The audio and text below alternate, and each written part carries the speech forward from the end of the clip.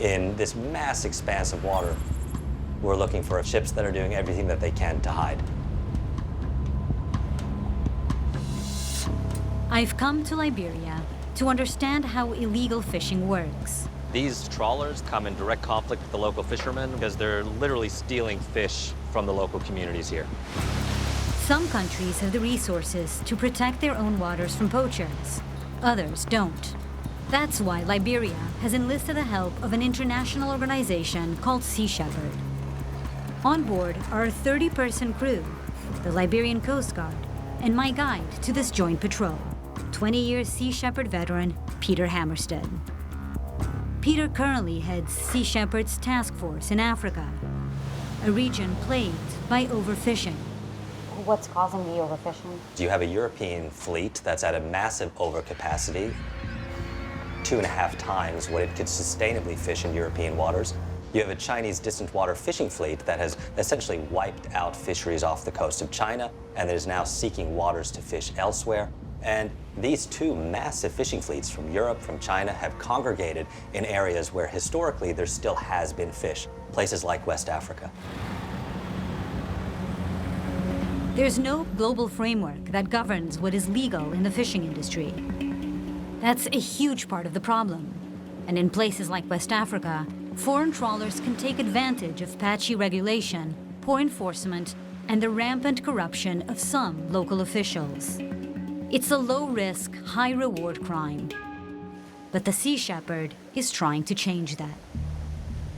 6 miles offshore, no industrial vessels are allowed inside of an inshore exclusion zone. But when there's no patrolling presence at sea, these trawlers routinely turn off their location transponders and they go in. Every large commercial fishing vessel is equipped with an automatic identification system, or AIS, which transmits its position at sea. If I were to be fishing illegal inside the exclusion zone as a captain of a ship, I would turn off the AIS. You'd get close to the prohibited area, that's when you would turn your AIS off, and you wouldn't reappear on AIS until you've left that prohibited area.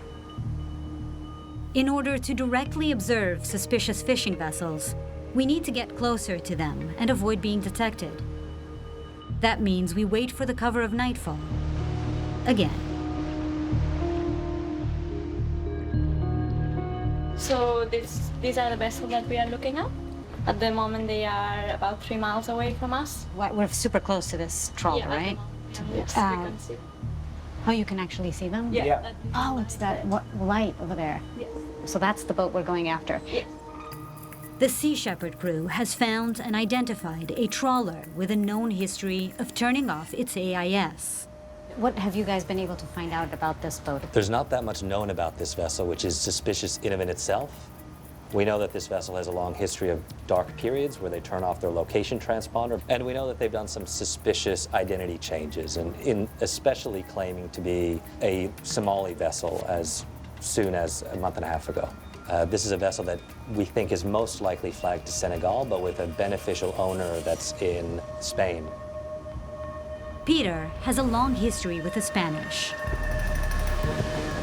Back in the early 2000s, 1 out of every 3 fish in the Antarctic was being caught illegally, most by Spanish-owned vessels.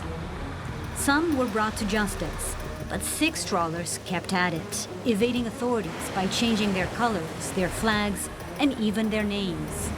They were known as the Bandit Six. The most notorious, a vessel that made millions poaching Chilean sea bass, was known as the Thunder, and Peter helped bring it down. We found the Thunder fishing in a Kamlar region. They're not licensed to fish down here. There's an Interpol purple notice issued for this vessel. We've told the vessel that they're under arrest, and we've told them to go to Fremantle, Australia. We saw this vessel emerge out of the fog. That would begin what ultimately would become the longest maritime pursuit in history. The chase stretched across 3 oceans, covering 11,000 nautical miles, and covered 110 days. And then in the end, what happened? Ultimately, unable to shake us as the pursuers, the captain of the Thunder decided to sink his own ship in an attempt to destroy the evidence on board. Were they able to? As they abandoned the ship, 3 of my crew boarded the vessel with cameras. They were able to seize nautical charts, mobile phones, computer hard drives, evidence that was turned over to Interpol, who then used that evidence to chase down the owner. She's going down. Although several crew members of the Thunder were sent to prison, the ship owner, like the owners of the other Bandit 6 vessels, remained free. And Peter is confident that many of those same players are still active in the illegal fishing game today. At the moment, they cannot see us. They can probably see a very small red light, but not able to ID what we are. And we've also reduced the speed, so we're matching their speed of about 3 knots, which is a speed indicative of fishing. So if they're just looking at us on radar, they're going to think that we're another trawler. So it's the perfect way to approach a situation like this, for a covert mission like this one, I guess. The perfect way to surprise a fishing boat is to pretend that you are a fishing boat.